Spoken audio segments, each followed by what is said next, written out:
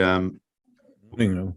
what I'd like to try and do today is something a little bit different, because I just something that struck me as I was going through the end of the parsha, because the end of the parsha speaks about all the different chagim, and what I just struck me that there's certain things in some of the chagim that are different from others. So I'm not sure how deep we're going to get into it, but I do think it's worth looking at. So it says that Shamar et Chodesh Aviv, that you have to keep the spring festival, the Asita Pesach, LaAdonai Elohecha, you must make this Korban Pesach for Hashem. Why? Because our Kodesh Baruch Hu took us out in the Chodesh Aviv. We understand that implies that there has to be spring during the time of Pesach. And you got to bring the Korban Pesach in that space where HaKadosh Baruch Hu says he's going to call his name. You shouldn't have chometz for the, and it goes through this whole story. We all know about the story. And then it speaks about the issue. On the one hand, you shouldn't eat chometz. Also, you're not allowed to have chometz in your possession. And it keeps focusing on this concept of the Korban Pesach. Then it says uveshalta ve'achalta ba'makom, and you have to cook it and you have to eat it in that special place.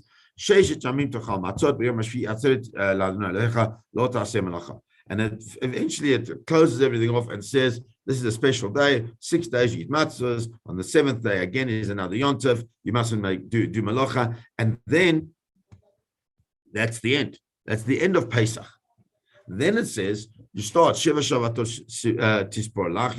You must count these 7 weeks, which we call Sfirat HaOmer.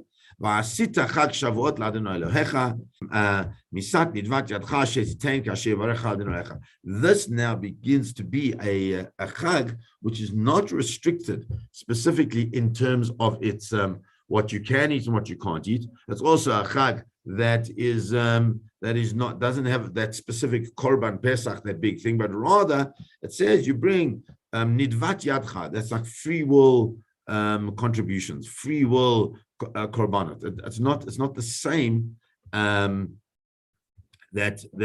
as I said, the structure of Pesach. And then it says Samachta lifnei Adonai Elohecha, and you have to rejoice in front of Hashem. Ata v'incha v'itecha, you and your son and your daughters, v'avdecha v'amatecha, and your slaves and your maidservants, v'alevi asher b'sharecha. Everybody's having this wonderful simcha together. And the stranger and the widows and the orphans, asher bekirbecha, who are bekarov, close to you, in this place that HaKadosh Baruch Hu chose.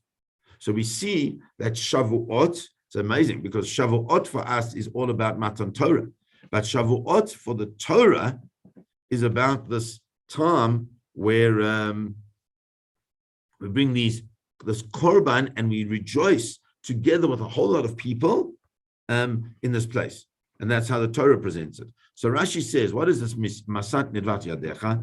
Dei Nidvat Yadcha. Hakol lefi abrocha havai shalmei simcha v'kadesh kruim le'echol. He says, what does it mean that you got to bring these free will offerings? You bring these offerings, Hakol lefi abrocha. Everything according to the brocha that you receive. Havei shalmei simcha. Bring these shlamim, these korbanot, free offerings of joy, of simcha. That seems to be that there's a big focus on the simcha of the eating of at the time of Shavuot as well. Rashi says, and where it says that you have to go for the Levi, the Ger, Yatom, and the Almanah, he says that Arba Shali Keneged Arba Shelcha. Says, I told you that you've got to have Ata Uvincha Uvitecha Vavdecha Vamatecha. You've got to bring your four, those that you own, that's your children, your sons, your daughters, your maidservants, and your male servants.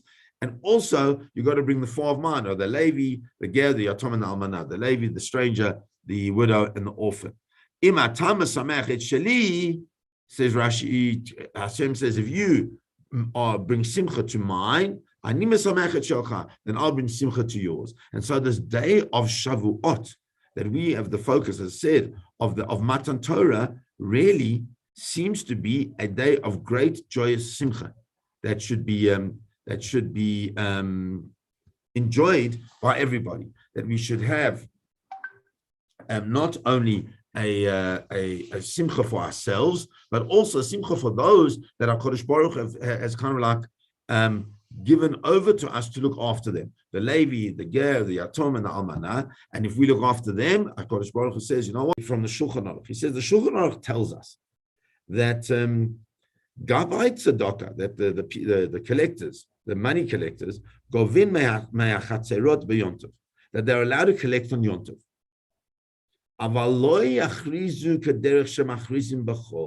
But they're not allowed to make the announcements as they would do it during the week. What they would do is they would go and ask people on a quieter basis, rather than making big announcements. And not only would they ask for it, they'd also give they'd give into the people's laps. In other words, it was a much more modest manner of giving and a much more modest manner of asking. Mishum hachi, therefore, says the Netziv, quoting his son, Shavuot is Shu Yontov. It's a Yontov. We know all you have in Shavuot is Yontov. There is no Chol HaMoed. So Shavuos, which is a Yontov, therefore it says Bekir Becha. What does it mean Bekir Becha? Those people who are the most needy in society, traditionally in society, are those people Asher Bekir Becha, who are close to you. What does it mean that they're close to you? Those are the Mashmo B'Shkunato. Those are the people who are close in your environment. And not the people that in the whole city. We're talking about the people in your specific smaller community, in your courtyard, even we could say just in a smaller community. Says